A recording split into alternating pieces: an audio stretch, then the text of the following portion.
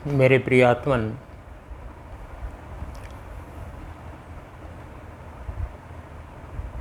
पार्वती ने बड़ी घोर तपस्या की भगवान शंकर को पति रूप में प्राप्त करने के लिए, और अंततः वो प्रसन्न हो गए। उन्होंने सहमति दे दी विवाह करने के लिए। पार्वती ने कह दिया था कि जन्म जन्म लगी रगर हमारी, बरहूँ शंभु नत रहे हूँ कुमारी।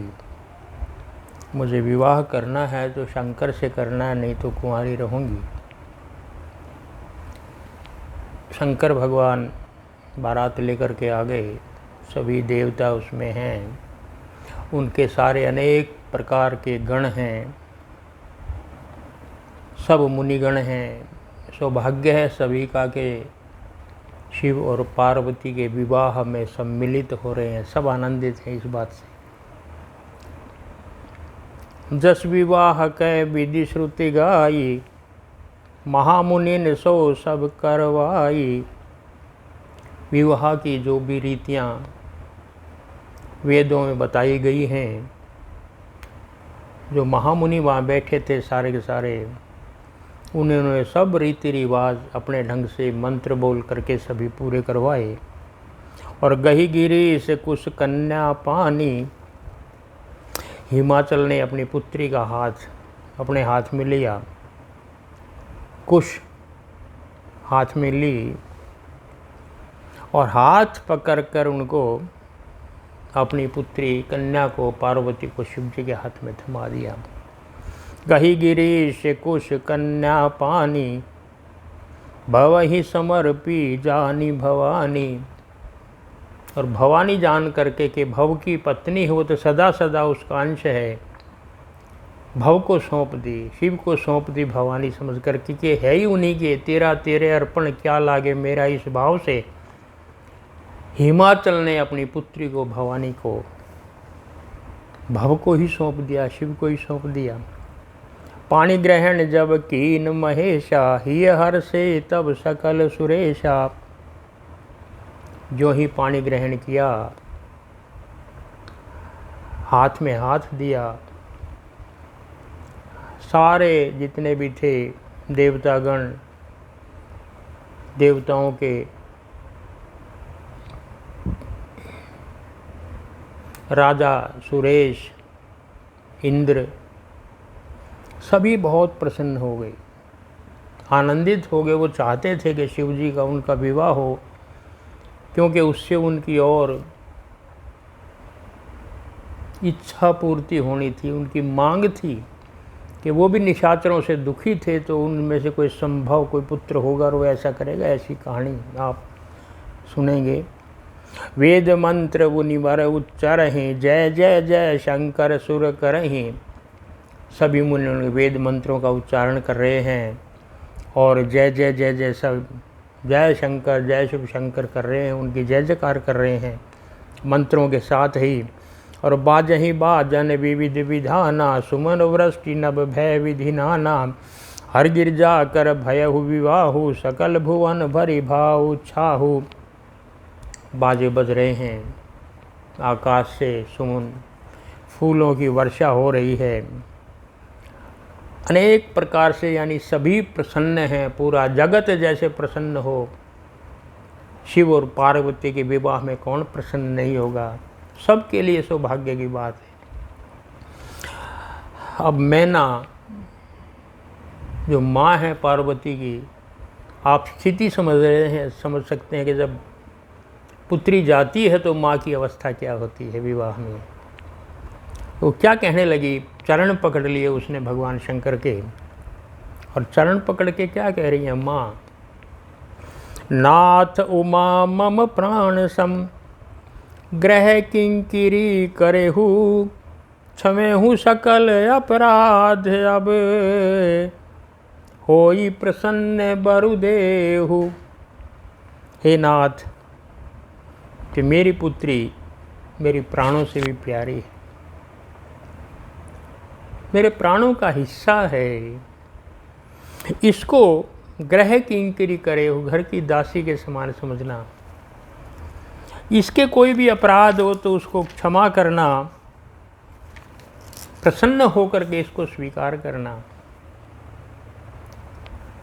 ये हमारी पता नहीं हजारों वर्षों की ये परंपरा शायद चली आ रही है कि पिता या माँ पुत्री को देते हैं और फिर भी कहते हैं इसको दासी समझ के स्वीकार करना। दान देते हैं, कन्यादान सबसे बड़ा दान, दान दे कर के भी इतनी विनम्रता होती है कि फिर कहते हैं इनको अपनी दासी समझना। माँ मैना ने शंकर भगवान को ग्रह किंकरी करे हो, घर की दासी समझ के इसको स्वीकार करना। भगवान बहुविधि शंभु सासु समुझाई, गवनी भवन चरण सिरनाई, जननी उमा बोली तब लीनी, ले उछंग सुंदर सिख दीनी, करे सदा शंकर पद पूजा, नारी धर्म पति देव न दूजा। उसके बाद माँ ने फिर उमा को बुला लिया, पार्वती को बुला करके हृदय से लगाया, फिर सीख देने लगी माँ पुत्री को। क्या सीख दी?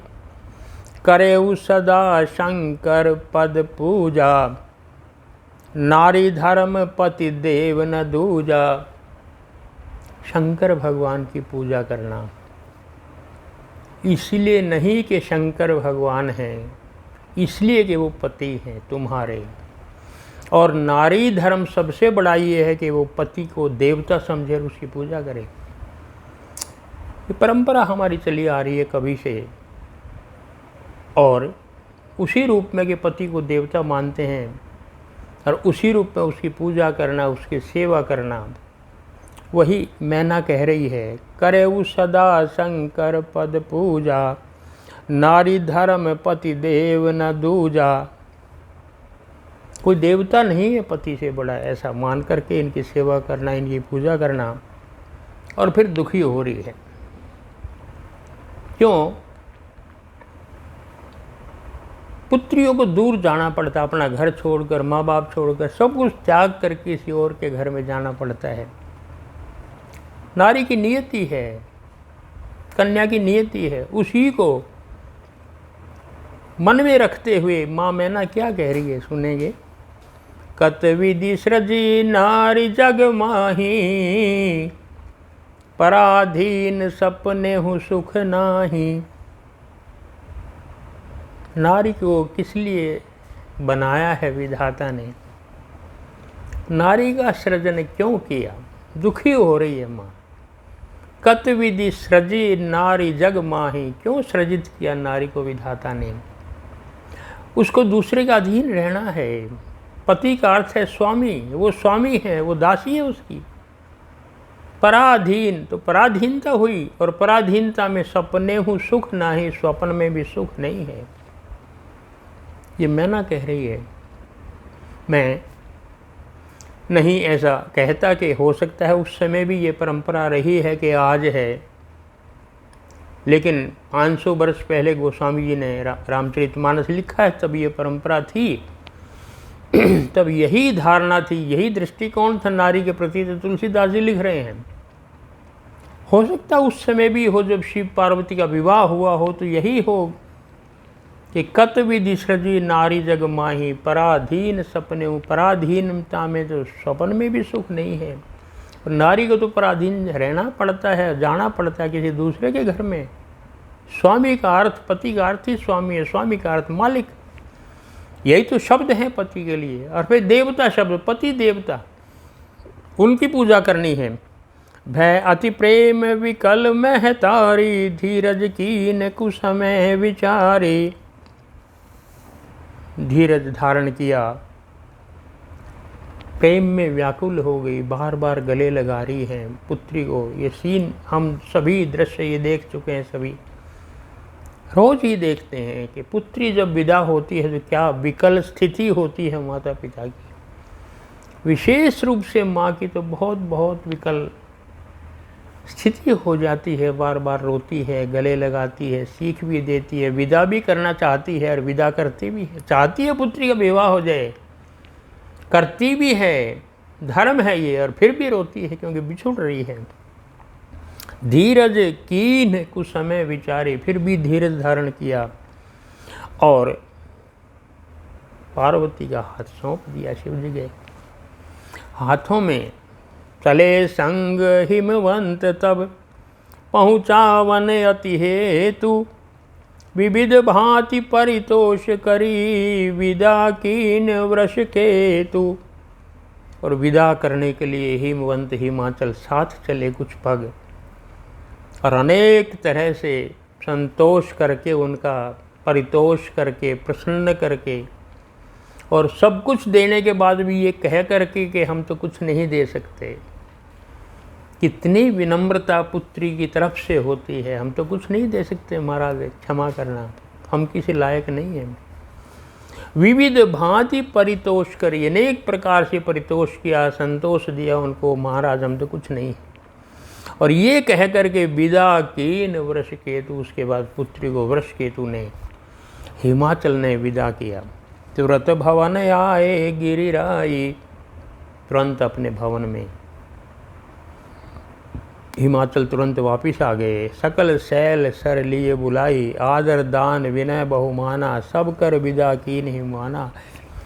जितने मेहमानों को, अतिथियों को बुलाया था हिमाचल ने, उन सबको बड़े आदर के सहित कुछ कुछ दे करके सबको विदा किया, प्रसन्न कर करके सबको विदा किया।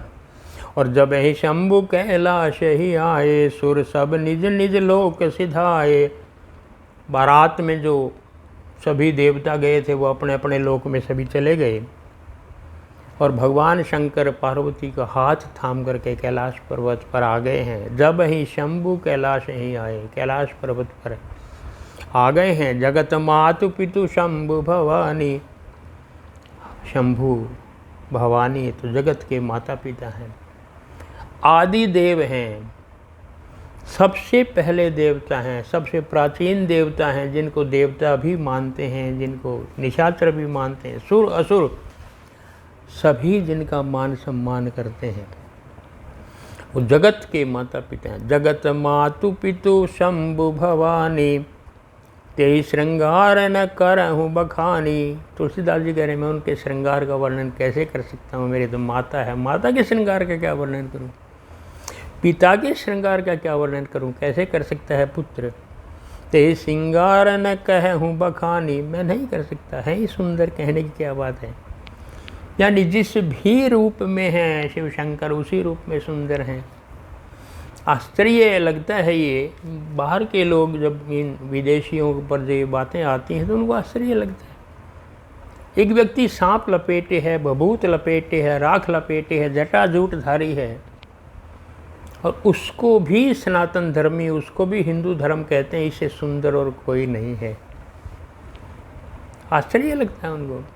विष्णु का कितना श्रृंगार होता है, कृष्ण का कितना श्रृंगार होता है, राम का कितना श्रृंगार होता है, और देवताओं को देखिए आप, इंद्र हो, वरुण हो, चंद्रमा, कोई भी हो, लेकिन फिर भी कह रहे हैं भगवान शंकर से सुंदर और कोई नहीं है। उनको इस रूप में पूजा जाता है। मैं एक दिन एक मंदिर के लिए कुछ मूर्तियाँ लेने के लिए चला गया भगवान की, जयपुर में, और वहाँ जाकर के मैंने मूर्तिकारों से, बेचने वालों से पूछा सबसे ज़्यादा मूर्ति किसकी बिकती है और सबसे ज़्यादा लाभ किस मूर्ति में होता है। उन्होंने कहा जी सबसे ज़्यादा मूर्ति भगवान शंकर की बिकती है, और सबसे ज़्यादा लाभ भी हमें उसी में होता है, क्योंकि उनको बनाने में हमें कुछ देर नहीं लगती। और देवताओं के बहुत श्रृंगार करने पड़ते हैं, कितनी तरह की मालाएं हैं, कितनी तरह की सरमेर, ये वो पता नहीं क्या क्या, हमें छेनी हथौड़े से काट करके वो सब कुछ बनाना पड़ता है, कितनी तरह के मुकुट और ये और वो सब। शंकर का कुछ भी नहीं, नंग धड़ंग है, थोड़ा सांप बना दिया, थोड़ी बबूत लगा दी, बस। सबसे कम समय में बनती है शंकर भगवान की मूर्ति, सबसे ज़्यादा बिकती है, सबसे ज़्यादा प्रॉफिट हमें उसी में होता है। इसलिए हम मानते हैं कि आदि देव, सबसे बड़े देव कौन है, शंकर भगवान है। इसका अर्थ ये हुआ कि बनाव श्रृंगार में कुछ नहीं, साधारणता में, सहजता में, सरलता में ही सब कुछ है। शंकर भगवान उसकी प्रतिमूर्ति हैं, साक्षात प्रतिमूर्ति हैं। अनेक प्रकार से जब ही शंभु कैलाश ही आए, कैलाश में आए, प्रसन्न हो गए। गोस्वामी जी कह रहे हैं मैं उनके श्रृंगार का वर्णन नहीं कर सकता। कहीं विविध विधि भोग विलासा, गणन समेत बसहु कैलाशा। अपने गणों के साथ कैलाश में रह रहे हैं, आनंद मना रहे हैं। हर गिरजा बिहार नित गय हो, यही विधि विपुल काल चली गय हो। अनेक समय, बहुत समय बीत गया कैलाश पर्वत में विचरण करते हुए, विहार करते हुए। तब जन्मे सठ बदन कुमारा, उसके बाद 6 मुखों वाले स्वामी कार्तिकेय का जन्म हुआ। तारकासुर समर जय मारा, जिसने तारकासुर को युद्ध में मार दिया था, वही 60 बदन, वही स्वामी कीर्ति, उनका वहीं पर जन्म हुआ। आगम निगम प्रसिद्ध पुराणा, सन्मुख जन्म सकल जग जाना। सभी शास्त्र पुराण उनकी गाथा गाते हैं कार्तिकेय जी की। वो देवताओं के सेना के प्रमुख कमांडर होते थे और विद्वान भी, बुद्धिमान भी, शक्तिशाली भी, सभय चरित थे। चरित सिंधु गिरजा रमन, वेद न पावहि पार। बरन तुलसीदास किमी, अतिमति मंद गंवार। उनकी गाथा भगवान शिव जी की और पार्वती की गाथा कौन गा सकता है। मैं तो मति मंद हूँ, बड़े बड़े शास्त्र, वेद शास्त्र भी नहीं गा सकते उनकी गाथा। उनकी महानता, उनकी विराटता, उनका जो प्रभुत्व है, जो कृपा दृष्टि है भगवान शंकर की, कौन वर्णन कर सकता है उसकी। और शंभु चरित सुनि सरस सुहावा, भारद्वाज मुनि अति सुख पावा। भारद्वाज जी ने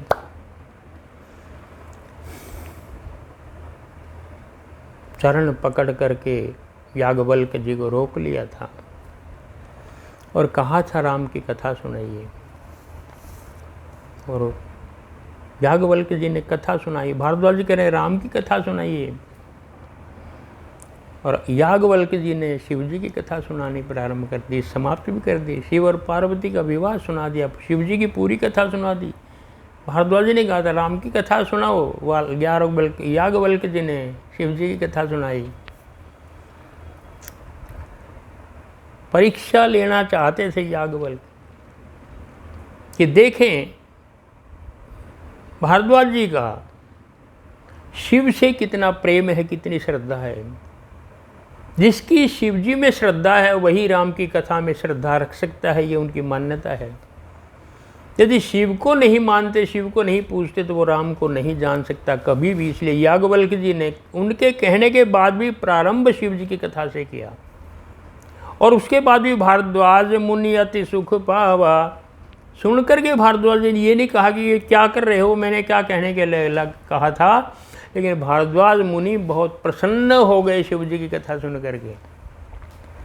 भारद्वाज मुनि अति सुख पावा, बहुत सुखी हुए, अच्छा रहा, शिव जी कथा सुना दी। बहुलालसा कथा पर बाड़ी, नैन नीरु रोमावली ठाड़ी। प्रेम विवश मुख आवन बानी, दशा देखी हर से मुनि ज्ञानी। अहो धन्य तब जन्म मुनीषा, तुम ही प्राण सम प्रिय गौरीशा। याज्ञवल्क्य जी कहने लगे तुम धन्य हो मुनि भारद्वाज, तुम्हारी आंखों में जल आ गया हूँ भगवान शंकर की कथा सुन के। तुम्हारी श्रद्धा है उनके ऊपर, प्रसन्न हो, तुम धन्य हो, तुम उनके प्रति समर्पित हो, प्रसन्न हो गए। याज्ञवल्क्य जी कह रहे हैं भारद्वाज जी की दशा देख करके तुम प्रसन्न हो, मुझे बहुत खुशी इस बात की। अहो धन्य तब जन्म मुनीषा, तुम्हारा जन्म धन्य है, तुमने भगवान शंकर की कथा सुनी। शिव पद कमल जिन रति नाही, राम ही ते सपने हु न सुहाई। जिनकी भगवान शंकर के चरणों में रति नहीं है, प्रेम नहीं है, श्रद्धा नहीं है, विश्वास नहीं है, कहना वो भगवान राम को स्वप्न में भी अच्छे नहीं लगते। राम उनको पसंद करते हैं जो पहले शिव जी को भी पसंद करते हैं, शिव जी में श्रद्धा रखते हैं। बिनु छल विश्वनाथ पद ने हो, राम भगत कर लक्षण एहु। राम के भक्तों का लक्षण यही है कि वो बिना किसी लाग लपेट के भगवान शंकर के चरणों में स्नेह रखते हैं, श्रद्धा रखते हैं। क्या कहना चाहते हैं, थोड़ी हम बैकग्राउंड भी समझने का प्रयास करेंगे कि जब प्रसंग चला है तो तुलसीदास जी ने ये कथा काशी में लिखी थी, और काशी शिव की नगरी कही जाती है कि वहाँ शिव जी साक्षात रहते हैं, और वहाँ के जितने पंडित विद्वान शास्त्री थे वो सभी शिव के पुजारी थे, शिव के सेवक थे, शिव को मानते थे, किसी और देवता को नहीं, राम को कृष्ण को किसी को नहीं मानते थे, केवल शिव। और तुलसीदास जी ने राम की कथा लिखी वहां बैठ करके, कैसे स्वीकार होगा? तो ऐसा समन्वय रूप में कथा लिखी गोस्वामी तुलसीदास जी ने, बहुत समझदार, बहुत विद्वान हैं, कि दोनों में भेद न दिखाई दे। शिव जी भी वही हैं, राम भी वही हैं, ये प्रयास समन्वय करने का गोस्वामी जी ने प्रयास किया है काशी में बैठ करके, क्योंकि वो सभी शिव के सेवक हैं, वहाँ पर शिव नगरी कही जाती है।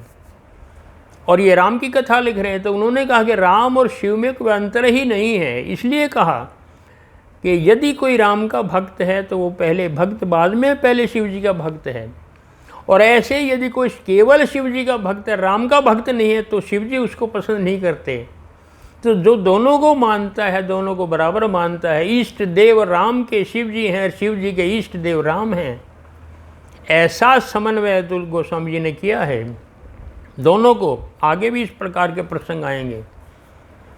इसलिए आप देखा कि राम जी जब लंका पर चढ़ाई करते हैं तो शिवलिंग की स्थापना करते हैं, शिव की पूजा करते हैं वहाँ पर, और शिव जी महाराज राम कथा ही सुन सुन के प्रसन्न हो जाते हैं। तो दोनों में कोई भेद नहीं है, इसलिए गोस्वामी जी ने ये समन्वय करने का प्रयास किया है कि बिनु छल विश्वनाथ पद नेहु, राम भगत कर लक्षण एहु। राम जो भक्त है उसका लक्षण यही है कि बिना छल के जो शंकर भगवान के चरणों का सेवक है वही राम का भक्त भी हो सकता है। शिव सम को रघुपति व्रत धारी, बिनु अग तजी सती यसी नारी, पनु करी रघुपति भगति दिखाई, को शिव सम राम ही प्रिय नाही।